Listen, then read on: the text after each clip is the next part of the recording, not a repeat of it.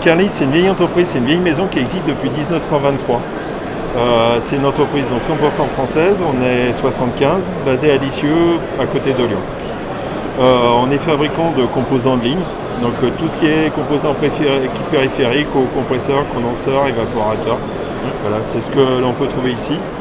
On travaille sur des puissances qui vont de 0 à 500 kW, donc une gamme plutôt froid commercial, avec des produits compacts, et une gamme plus industrielle, des produits démontables.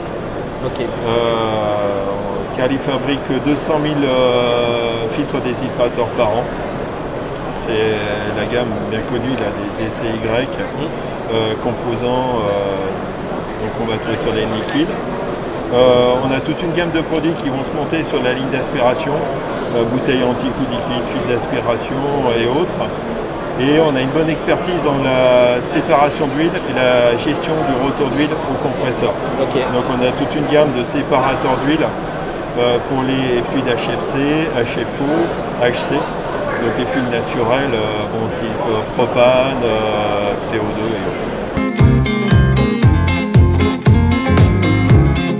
Sur les installations donc, CO2, donc on a une problématique qui est un peu différente avec les autres fluides. La densité du fluide de refoulement du compresseur n'est pas la même, on a une densité qui est beaucoup plus élevée et une séparation qui est plus difficile à faire. Donc partant de cette problématique, on a développé un séparateur qui a été breveté en 98 où on va combiner plusieurs principes de séparation. Donc une séparation, donc le refoulement du compresseur est connecté ici. Donc le gaz va passer à travers ces découvillons-là.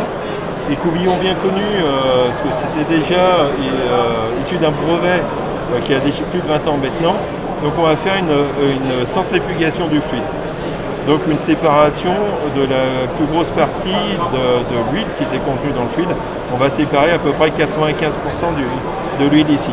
Cette huile, par gravité, va tomber dans la chambre de coalescence ici et va sortir par un petit trou qui est dessous ici. Et par gravité va venir s'accumuler dans la zone de stockage du séparateur. Et après donc on aura une électrovanne de régulation ou un système de régulation du niveau d'huile du compresseur qui sera sur cette sortie-là. Le deuxième étage de séparation d'huile, c'est une chambre de coalescence, c'est-à-dire qu'on a un média qui est super fin, qui est très fin, qui va séparer les particules qui sont entre 1 et 5 microns. Donc les particules qui sont les plus difficiles à enlever. Donc on va les retenir via ce média et par cavité, on va venir descendre sur le côté. L'huile va descendre sur le côté.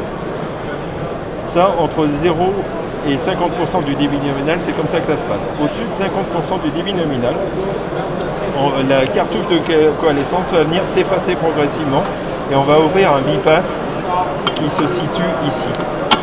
L'intérêt, c'est de limiter la perte de charge du système. Okay. Notre système, globalement, une perte de charge maximum de 0,5 bar, contrairement à ce qu'on pourrait avoir avec un système à cartouche coalescente classique.